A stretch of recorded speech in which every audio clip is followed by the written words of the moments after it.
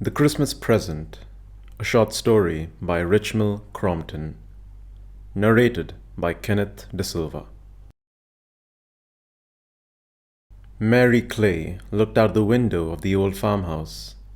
The view was dreary enough. Hill and field and woodland, bare, colorless, mist-covered, with no other house in sight. She had never been a woman to crave for company. She liked sewing. She was passionately fond of reading. She was not fond of talking. Probably she could have been very happy at Crom Farm, alone. Before her marriage, she had looked forward to the long evenings with her sewing and reading. She knew that she would be busy enough in the day, for the farmhouse was old and rambling, and she was to have no help in the housework. But she looked forward to quiet, peaceful, lamplit evenings. And only lately, after 10 years of married life, had she reluctantly given up the hope of them. For peace was far enough from the old farm kitchen in the evening. It was driven away by John Clay's loud voice, raised always in orders or complaints, or in the stumbling, incoherent reading aloud of his newspaper. Mary was a silent woman herself, and a lover of silence. But John liked to hear the sound of his voice. He liked to shout at her, to call for her from one room to another. Above all, he liked to hear his voice reading the paper out loud to her in the evening. She dreaded that most of all. It had lately seemed to jar on her nerves till she felt she must scream aloud. His voice, going on and on, raucous and sing-song, became unspeakably irritating. His "Mary!" summoning her from her household work to wherever he happened to be. His "Get my slippers!" or "Bring me my pipe!" exasperated her almost to the point of rebellion. "Get your own slippers!" had trembled on her lips, but had never passed them, for she was a woman who could not bear anger. Noise of any kind appalled her. She had borne it for 10 years, so surely she could go on with it. Yet today, as she gazed hopelessly at the wintry countryside, she became acutely conscious that she could not go on with it. Something must happen. Yet what was there that could happen? It was Christmas next week. She smiled ironically at the thought. Then she noticed the figure of her husband coming up the road.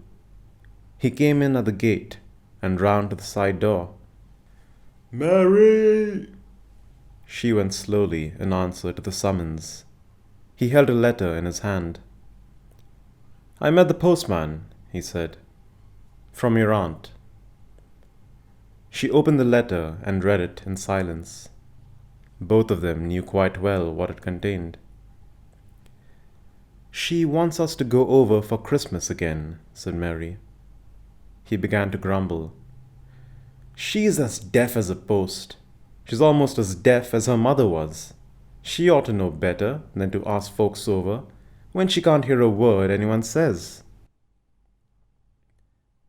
Mary said nothing. He always grumbled about the invitation at first, but really, he wanted to go. He liked to talk with her uncle. He liked the change of going down to the village for a few days and hearing all his gossip. He could quite well leave the farm to the hands for that time. The crude deafness was proverbial. Mary's great-grandmother had gone stone deaf at the age of 35. Her daughter had inherited the affliction, and her granddaughter, the aunt with whom Mary had spent her childhood, had inherited it also at exactly the same age.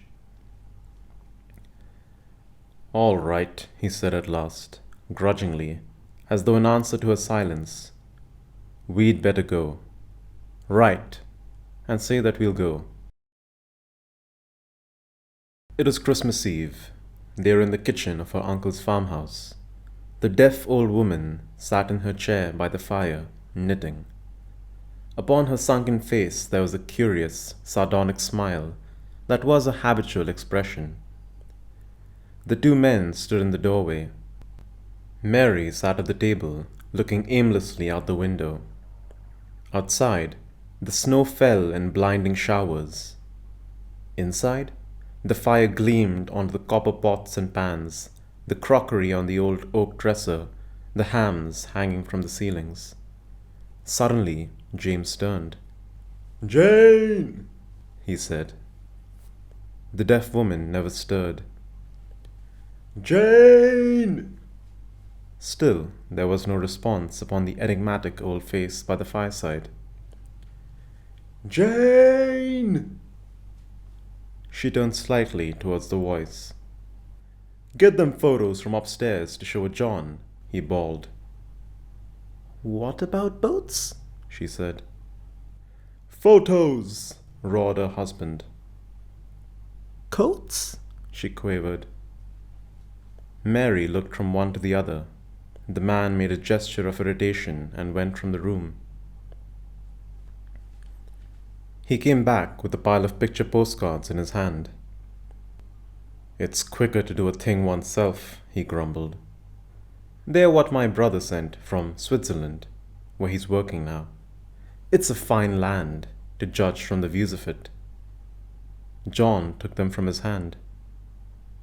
"Is she getting worse?" he said, nodding towards the old woman. She was sitting, gazing at the fire, her lips curved into a curious smile. Her husband shrugged a shoulder. "Aye, she's nigh as bad as her mother was." "And her grandmother?" "Aye, it takes longer to tell her to do something than to do it myself. And deaf folk, they get a bit stupid too. Can't see what you mean. They're best left alone." The other man nodded and lit his pipe. Then James opened the door. "The snow stopped," he said. "Shall we go to the end of the village and back?" The other nodded and took his cap from behind the door.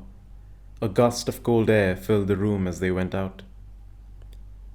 Mary took a paper-backed book from the table and came over to the fireplace. "Mary!" She started. It was not the sharp, querulous voice of the deaf old woman. It was more like the voice of the young aunt whom Mary remembered in childhood. The old woman was leaning forward, looking at her intently. "Mary, a happy Christmas to you."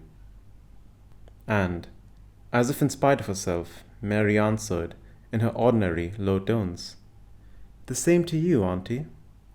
"Thank you, thank you." Mary gasped. "Aunt, can you hear me speaking like this?" The old woman laughed silently, rocking to and fro in her chair, as if with pent-up merriment of years. "Yes, I can hear you, child. I've always heard you." Mary clasped her hand eagerly. "Then you're cured, Aunt." "Aye, I'm as cured as far as there is anything to be cured." "You—" "I was never deaf, child, nor never will be. Please God, I've took you all in fine." Mary stood up in bewilderment. "You? Never deaf?" The old woman chuckled again. "No, nor my mother, nor her mother neither." Mary shrank back from her. I don't know what you mean," she said unsteadily. "Have you been pretending?" "I'll make you a Christmas present of it, dearie," said the old woman. "My mother made me a Christmas present of it when I was your age, and her mother made her one. I haven't a lass of my own to give it to, so I give it to you. It can come on quite suddenly, like, if you want it, and then you can hear what you choose, and not hear what you choose. Do you see?" She leant nearer and whispered, "You're shut out of it all, of having to fetch and carry for him, answer their daft questions, and run their errands like a dog. I've watched you, my lass. You don't get much peace, do you?" Mary was trembling. "Oh, I don't know what to think, she said. I I couldn't do it. Do what you like, said the old woman. Take it as a present, anyways. The crew deafness for a Christmas present. She chuckled. Use it, or not, as you like. You'll find it main amusing anyways. And into the old face there came again that curious smile, as if she carried in her heart some jest fit for the gods on Olympus. The door opened suddenly, with another gust of cold air, and the two men came in again, covered in fine snow. I'll not do it, whispered Mary, trembling. We didn't get far. It's coming on again, remarked John, hanging up his cap. The old woman rose and began to lay the supper, silently and deftly, moving from cupboard to table without looking up. Mary sat by the fire, motionless and speechless, her eyes fixed on the glowing coals. Any sign of the deafness in her? Whispered James, looking towards Mary. It came on my wife just when she was that age.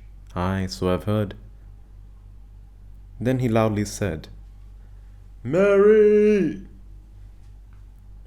A faint pink color came into her cheeks, but she did not show, by look or movement, that she had heard. James looked significantly at her husband. The old woman stood still for a minute, with a cup in each hand, and smiled her slow, subtle smile. Thank you for listening. This has been the short story, The Christmas Present.